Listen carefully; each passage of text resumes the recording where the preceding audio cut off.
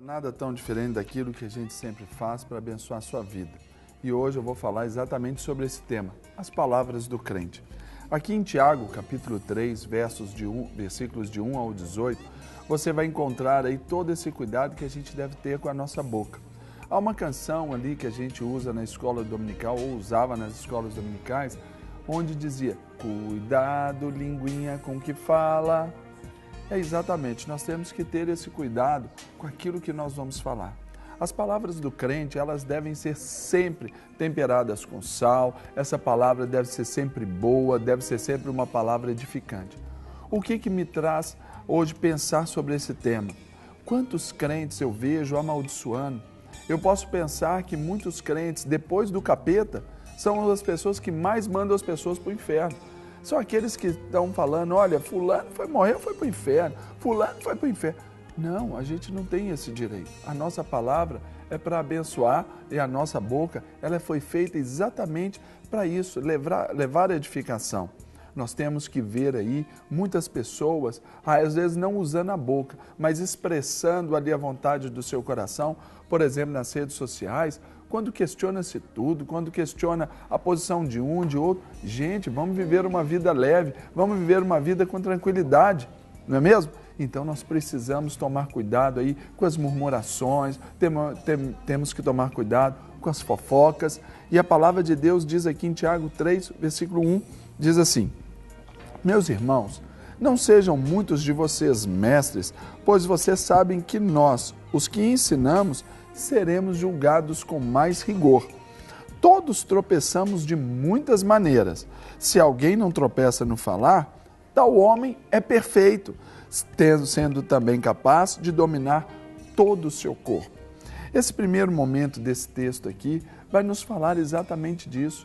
Se nós falamos, nós julgamos demais, nós amaldiçoamos demais, é o mesmo rigor que a gente vai trazer.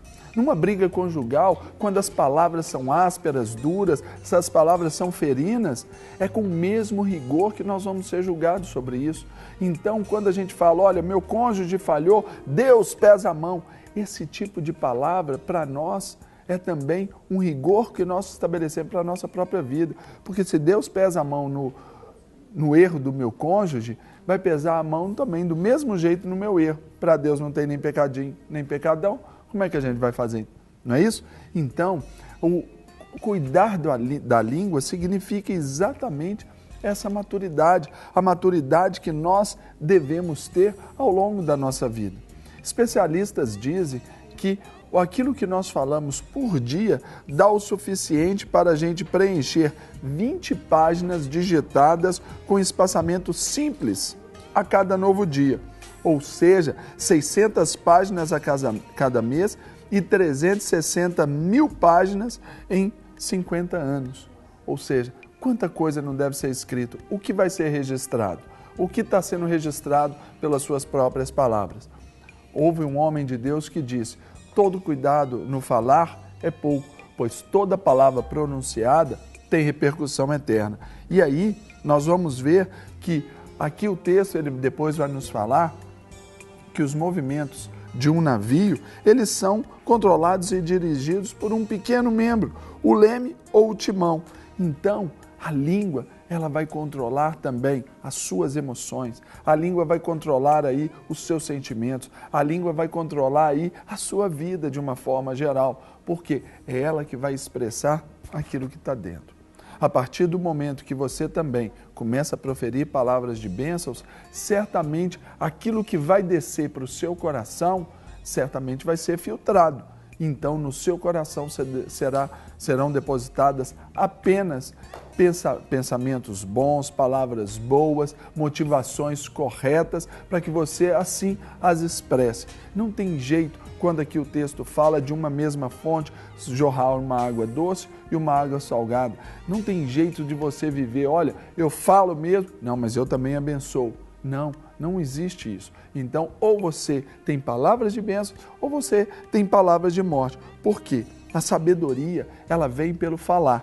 E o texto bíblico nos ensina que durante a nossa caminhada, o que vai determinar são as nossas palavras. Como eu disse, 360 só voltando aqui, 360 mil páginas em 50 anos.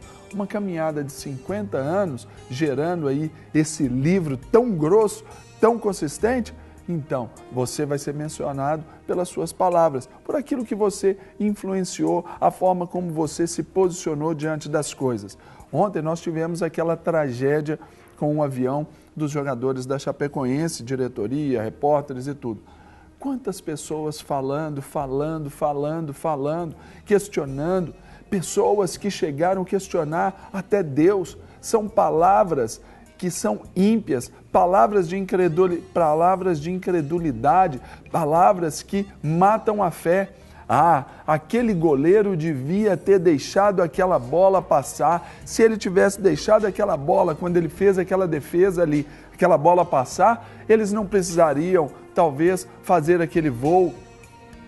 Mas se ele também não tivesse deixado aquela bola passar, tivesse passado, por exemplo, por entre as suas pernas, muitos o amaldiçoaria dizendo que ele era um vilão.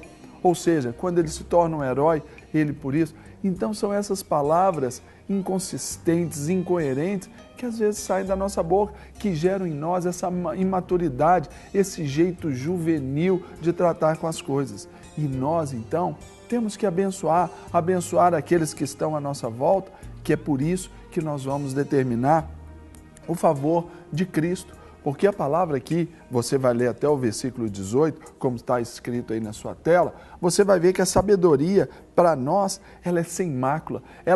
A sabedoria, quando nós a pronunciamos, ela não mancha ninguém, ela não fere ninguém.